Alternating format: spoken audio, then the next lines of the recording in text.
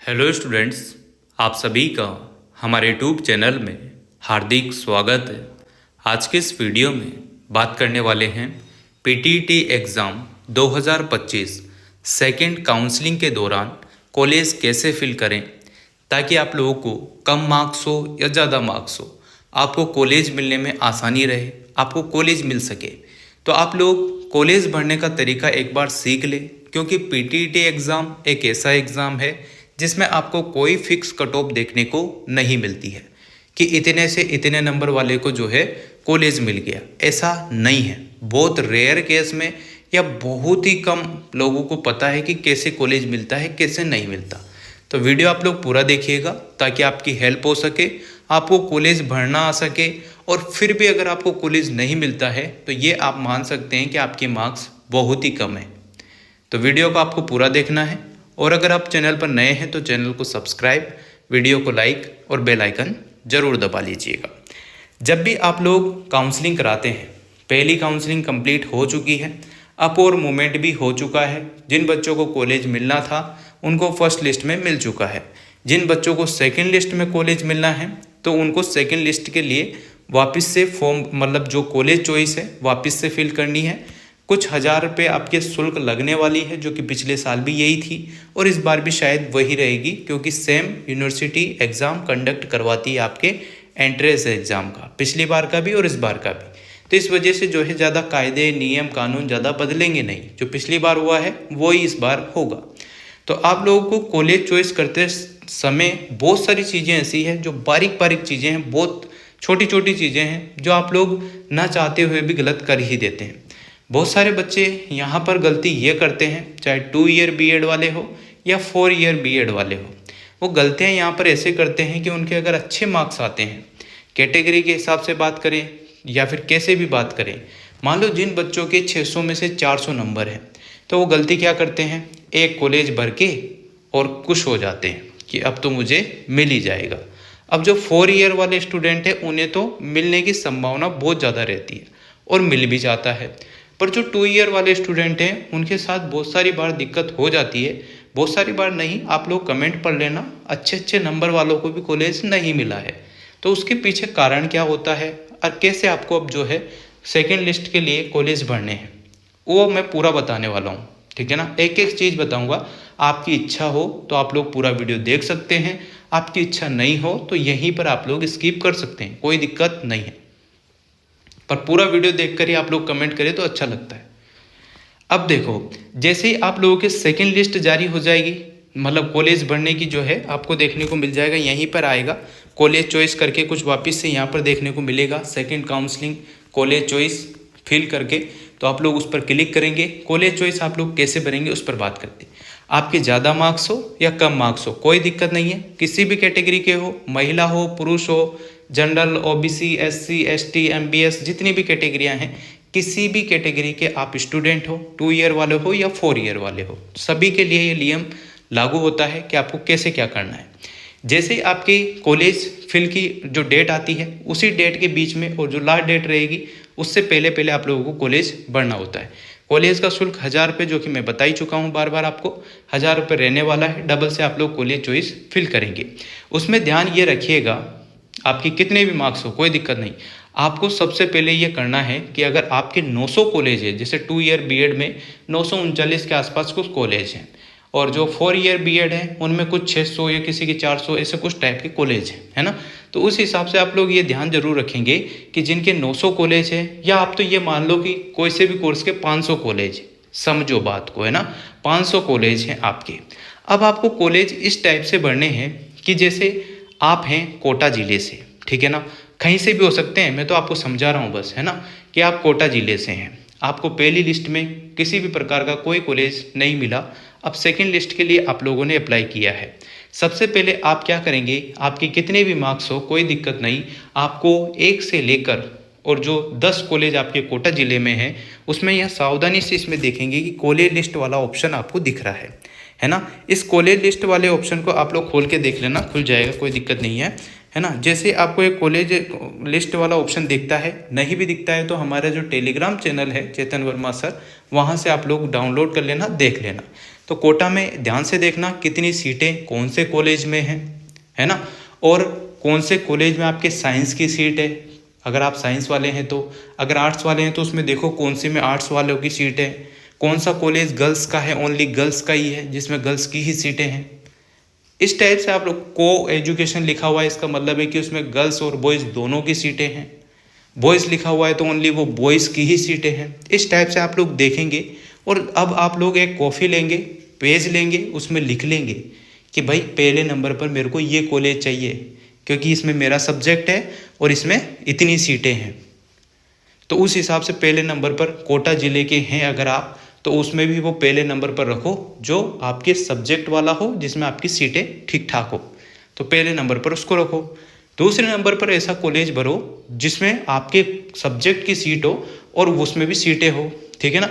इस टाइप से आप लोग करेंगे और लास्ट में आप लोगों को क्या करना है, अगर आप बॉयज़ हैं तो आपको गर्ल्स का कॉलेज भरने का कोई औचित्य नहीं है, उसमें आपको सीट मिलेगी भी तो भी आप लोग एडमिशन नहीं ले पाएंगे, तो आपको गर्ल्स का कॉलेज तो भरना ही नहीं है, जो कन्या विद्यालय महाविद्यालय हैं उनमें। और अगर आप गर्ल्स हैं तो आप पहले नंबर पर प्रायोरिटी गर्ल्स वाली स्कूल जो कॉलेज है उसी को दो, स्कूल नहीं कॉलेज है उसको दो, क्योंकि उसमें आप ही की सीटें रहती है गर्ल्स की। तो इस प्रकार से आप लोग स्टेप बाय स्टेप सीटें भरेंगे।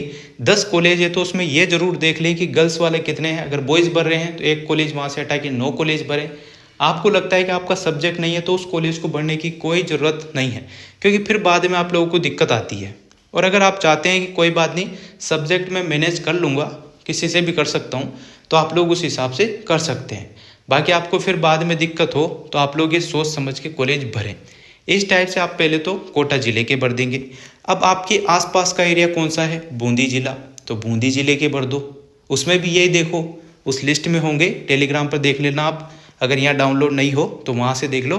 फिर वहाँ पर भी वो देखो कि कोई साइंस वाला है तो साइंस की सीट कितनी है, कौन से कॉलेज में कितनी सीट है, किसी में 20 है किसी में 10 है।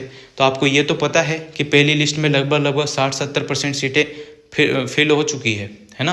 तो वो जो बची हुई है, बहुत सारों का BSTC में नंबर आ गया तो वहाँ पे सीटें खाली हो जाएगी। तो इस टाइप से आप लोग मैनेज कर सकते हैं, सारा सेटअप लेके चलेंगे तभी जाके काम आसान होगा। फिर बूंदी ज़िले के 10 कॉलेज हैं तो 10 में से जितने आपके हैं उसमें आप लोग कॉलेज भर लें। फिर बूंदी के बाद आसपास का एरिया 12 पड़ता है, 12 ज़िले के जितने कॉलेज है वो भर लें।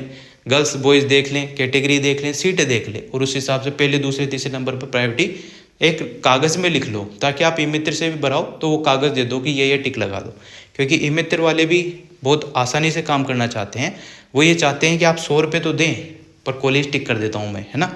बूंदी ज़िला तो ये लो भाई, ठीक है, कोटा ये लो। तो ऐसे नहीं, आपको अब आराम से सावधानी से करवानी होगी चीज़ें, क्योंकि अब आपके पास इसके बाद लिस्ट आ भी जाए नहीं भी आए तो ये लास्ट ऑप्शन है आपके पास। अगर इसी साल आपको बीएड करनी है और आपका नंबर कम है या ज़्यादा है तो आप लोगों को इसी टाइप से फॉलो करना होगा।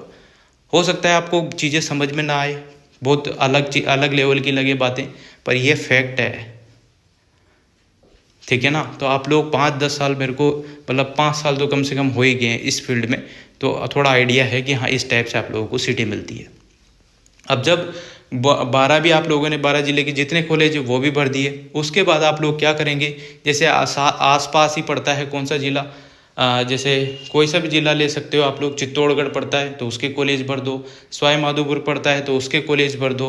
मतलब इस प्रकार से आप लोग अगर 500 कॉलेज हैं तो कम से कम आपको ऐसा लगता हो कि जैसे मैं कोटा का हूँ तो मैं जैसलमेर नहीं जा सकता बीएड करने, बाड़मेर नहीं जा सकता, तो वो जो 5 एरिया है पूरे पाकिस्तान बॉर्डर से अड़ते हुए, उन ज़िलों को मत भरो, या जो दूर है ज़्यादा ही उन ज़िलों को मत भरो, है ना। और अगर आपको लगता है कि मेरे को तो किसी भी हालत में इसी साल बीएड करनी है तो आप लोग कोई सा भी कॉलेज भरे, कहीं पर भी मिले, क्या दिक्कत है ना।